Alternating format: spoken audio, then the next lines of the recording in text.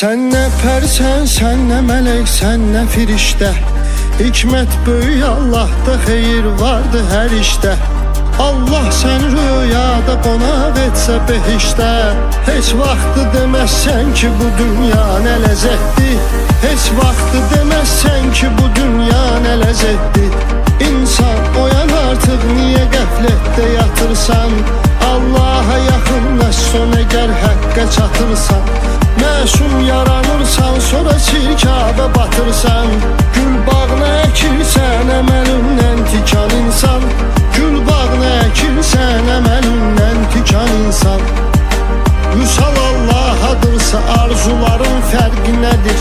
Mənbəyi birdirsə qardaş, suların fərqi nədir?